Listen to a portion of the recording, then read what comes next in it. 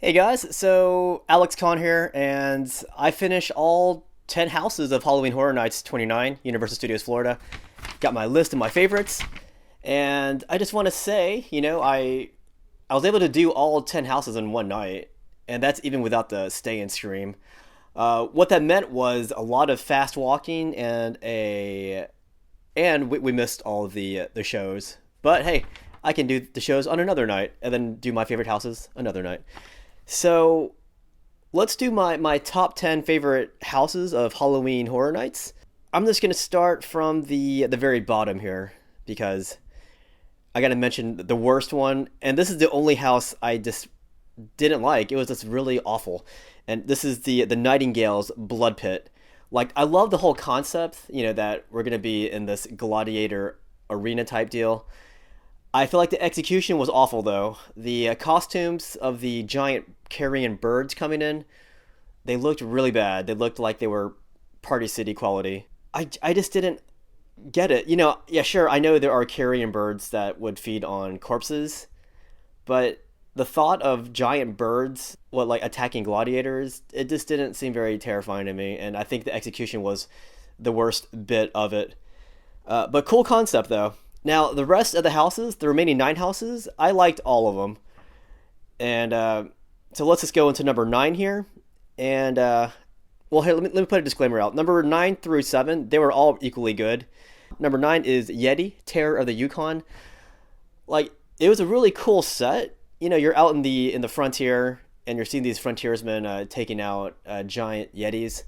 But I thought it was just a little too simplistic, pretty straightforward, actually overly straightforward. But it was still cool seeing the giant Yetis walking around. And there was one giant brown Yeti who looked kind of like Donkey Kong. That's kind of funny. Number eight, Graveyard Games. This one's pretty cool. There's actually a little backstory. Like while you're in the queue, you see all these people texting, all these teens texting. And then, yes, you do have a story with us, at least a more distinct story. And the story is, teens go to the graveyard to just mess around. And so, because of their disrespect for the dead come back and destroy them, basically. But the sets are really cool. I believe it's set in Louisiana because they kept calling this place a parish, and only Louisiana has parishes. Everyone else in the country have counties. So that was a cool story to go with Graveyard Games. So number seven, at Depths of Fear. Now, I had no idea what to expect. Somebody told me there were sharks in there. I guess kind of. But these were more like giant mutated underwater sea creatures who I guess have a head that kind of resembles that of a shark. But when I went to into this house, I was kind of blown away by how cool it looked. It looked very sci-fi. It looked kind of Aliens meets Deep Blue Water. Because like you're in this underwater laboratory, I believe, or it's something that's set in the ocean. But you have all these creatures coming out. The costumes were awesome. The sets were awesome. And I got that really alien-like vibe to it, and I was really digging it. And I like the originality of Depths of Fear.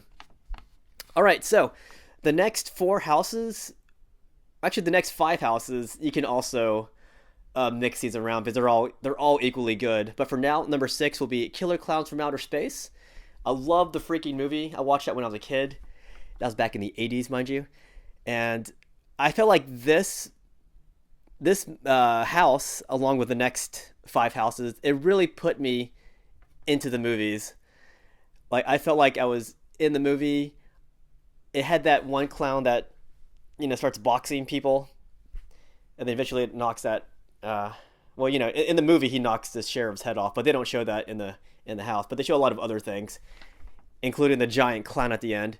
But yeah, all the music in there, the colors, gosh, it was like number five, Netflix Stranger Things. And Stranger Things, this picks up last year's Stranger Things, and this one's season 3. So you get some new characters like Billy, and then you get the whole setting of the Starcourt Mall. But that's not the only setting. They have other settings too. Um, it's really cool. There were some rooms that suffered. Like, I think it might have changed on a different night, but there were some rooms that had like static characters, like they were mannequins. So that kind of hurt it for me. But then there's some really awesome rooms that made up for it, like the final fight in the house.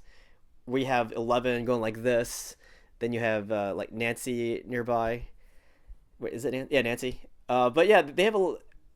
It's got a really, it's got a really bunch of awesome moments in it. But then it's got some kind of weak moments in it. So Stranger Things, a house was a mixed bag for me, but I still liked it overall. Number four, Universal Monsters. This one was pretty awesome because it took the classic Universal monsters and put them all in one house, but they don't have that classic look per se. Some of them do, like the Bride of Frankenstein. She looks pretty classic. Frankenstein's monster looks pretty classic. The creature from the Black Lagoon looked pretty classic, but then there were some other ones who didn't look classic. But it was so cool being in the presence of the Universal monsters because one of the distinct things that Universal did have in its past were its monsters, and I think Universal should always embrace its classic monsters. But yeah, seeing the creature from the Black Lagoon come out like slowly in that creature costume, that was so awesome. It was so cool. And then my favorite character in the Universal Monster House was the Wolfman. So number three, and this could easily be number two as well, but Ghostbusters. Gosh, Ghostbusters was such a great house. It's not a horror movie. It has horror elements in it. So the house itself, it seems pretty silly and goofy. It is, but it's so fun. And it still gives you that Halloween vibe. Not everything Halloweenish has to be scary.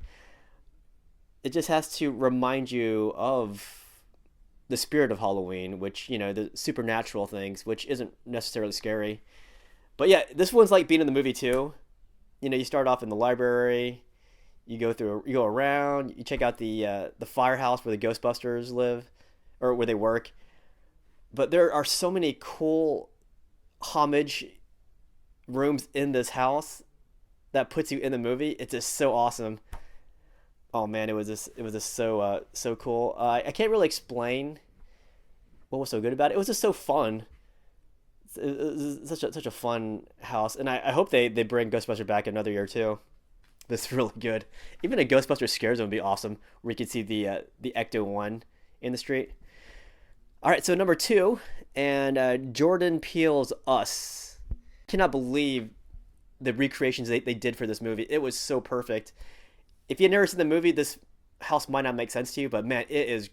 If you watch the movie and go to this house, it's like ripped directly from the movie. That's how good it was. And then hearing the eerie music play over the speakers was, oh my gosh, it was great. I think Us did the best job of putting me in the movie. Aside from number one, my number one favorite is Rob Zombie's House of a Thousand Corpses. And I am pretty biased because I love the House of a Thousand Corpses movie. And I just felt like everything about that house was fantastic. I mean, first of all, I like the really short wait time because for some reason people skip that house. And I love seeing all the fireflies in that house. You see all of them basically. I don't think I saw Tiny though. I don't think I did. But I saw Rufus, I saw Otis, I saw the grandpa, I saw Mother Firefly. You see Baby a tons of times. You see Otis a tons of times. You see Captain Spaulding, what, twice?